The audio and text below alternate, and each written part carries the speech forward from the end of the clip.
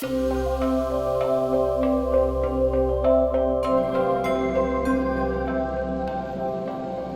Pope Leo XIV boarded his flight to Turkey, it was indeed expected to be historic.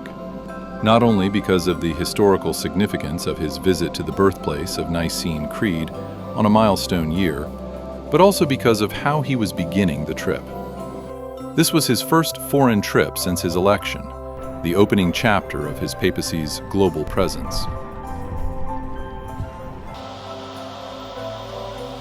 When the Pope touched down in Ankara, there were no cheering crowds, no public fanfare. His welcome was strictly official, a military ceremony, a turquoise carpet, and the formalities reserved for a head of state. In many ways, that quiet arrival set the tone.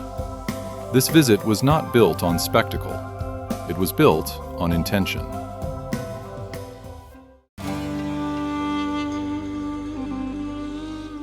Turkey is a country where Christians make up only a sliver of the population, and Catholics are a fraction even within that. So when the Holy Father made this his first foreign trip, it signaled that presence matters even where numbers are small and history is heavy. His first act was at the mausoleum of Ataturk. There, he offered a gesture of respect to the Republic's founding memory, acknowledging the story Turkey tells about itself.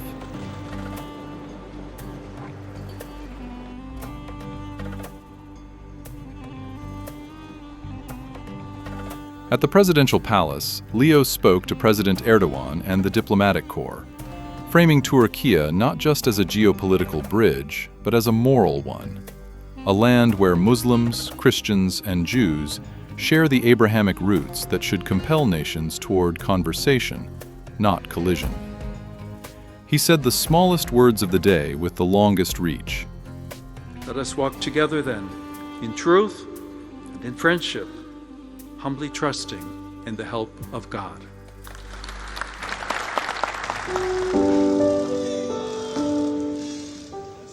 But the heart of the visit shifted to Istanbul. Here, the Pope met the tiny Catholic community that rarely draws international attention. He smiled, waved, and took time to greet as many as he could. In his address to the Catholic faithful, he spoke of the logic of littleness, Jesus praises the little ones, urging the small community to find strength in their witness and to embrace hope quietly, faithfully, and courageously. The Pope visited the Little Sisters of the Poor nursing home, where elderly residents of all backgrounds were greeted with warmth. The Holy Father joined in prayer, spoke about the meaning of Christian fraternity, and emphasized that caring is about presence as much as service. The sense of respect for elderly people has been lost. His brief exchanges with staff and residents reflected a Pope attentive to people's lives, not just ceremonial protocol.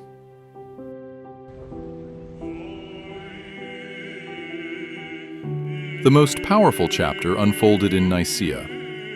At the site where the early church once defined the very identity of Christ, Pope Leo and Ecumenical Patriarch Bartholomew stood side by side to mark the 1700th anniversary of the Council of Nicaea. They recited the Creed together. We believe in one God, the Father, the Almighty. A rare and powerful gesture of unity in a world often pulled toward division. Here, the Pope's vision for unity came fully into view. He thanked Patriarch Bartholomew for gathering the churches together and reminded the world that the Creed remains one of the deepest bonds Christians already share. In the Nicene Creed, we profess our faith in one God the Father. The Holy Father's visit to the Blue Mosque also drew attention. It was the first mosque visit of his papacy, and one of the most photographed moments of the entire trip. In a time when religious identities can harden into battle lines, his quiet pause of respect inside that space may be remembered long after speeches are forgotten.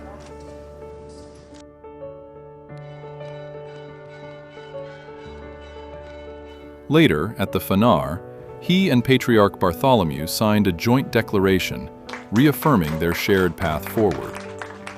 Officials described the atmosphere as unusually warm, hinting at a deepening relationship that could shape future Catholic-Orthodox dialogue.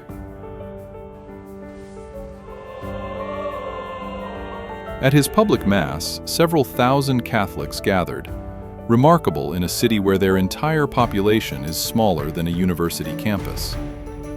The energy was unmistakable.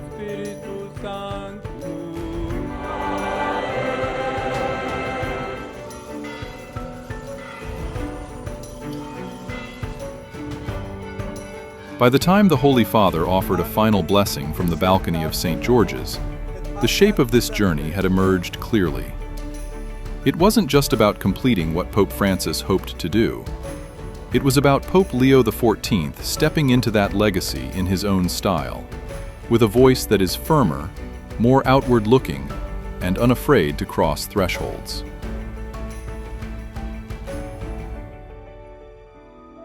In the end, his visit was measured not in crowds or headlines, but in presence.